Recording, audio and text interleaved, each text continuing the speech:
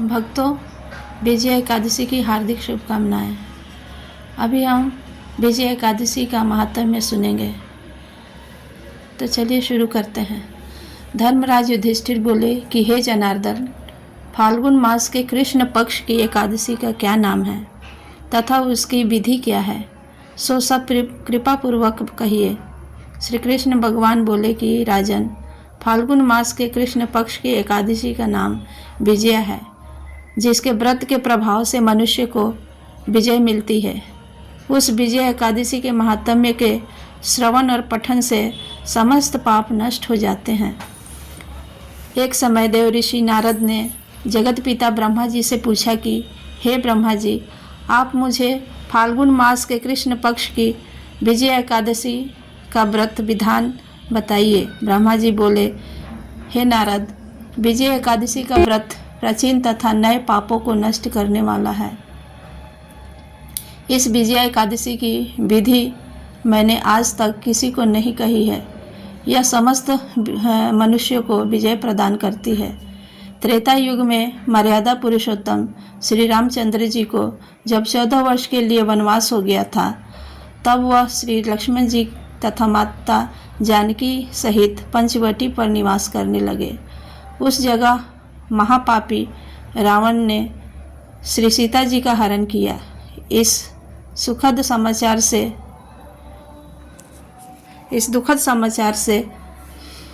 श्री राम जी तथा लक्ष्मण जी अत्यंत व्याकुल हुए और सीता जी की खोज में चल दिए।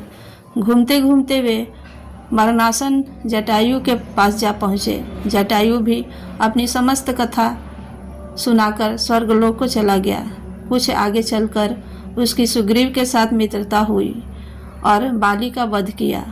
श्री हनुमान जी ने लंका में जाकर सीता जी का पता लगाया और सीता जी से श्री रामचंद्र जी तथा सुग्रीव की मित्रता का वर्णन किया। वहां से लौटकर हनुमान जी श्री रामचंद्र जी के पास आए और सब समाचार कहे। श्री राम जी ने सुग्रीव की संपत्ति लेकर वानरों भालुओं की सेना सहित लंका को प्रस्थान किया। श्री रामचंद्र जी समुद्र के किनारे पहुंच गए।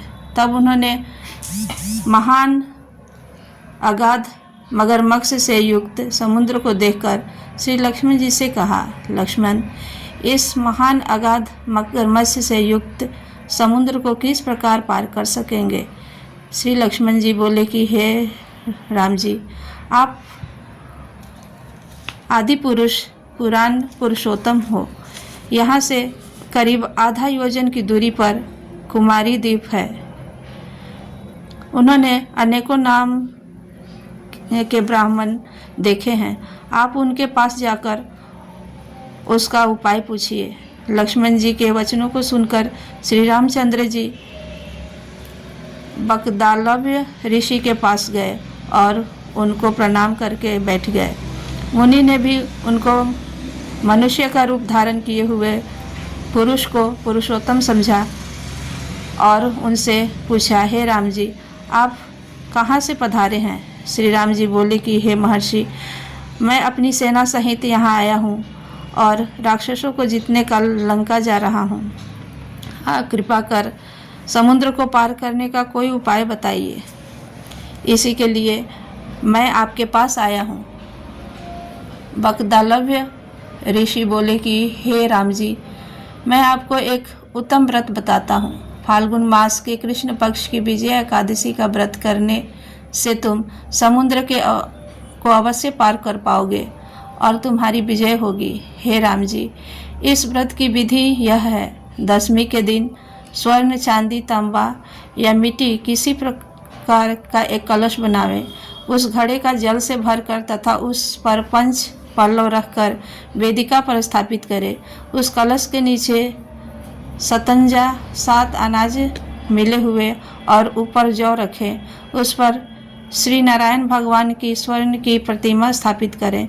एकादशी के दिन स्नान आदि नित्य कर्म से निवृत्त होकर धूप दीप नैवेद्य नारियल आदि से भगवान की पूजा करें।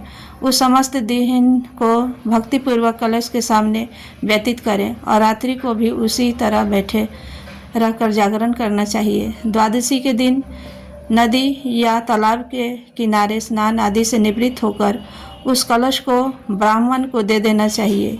हे राम, यदि तुम इस व्रत को सेनापतियों के साथ करोगे तो अवश्य ही विजय होगे। श्री रामचंद्र जी ने मुनि की आज्ञा अनुसार विधि पूर्वक विजय एकादशी का व्रत किया और उसके प्रभाव से दैत्य को ऊपर विजय पाई। अतः हे राजन, जो मनुष्य इस व्रत को विधि पूर्वक करेगा उसकी दोनों लोकों में विजय होगी। श्री ब्रह्मा जी ने नारद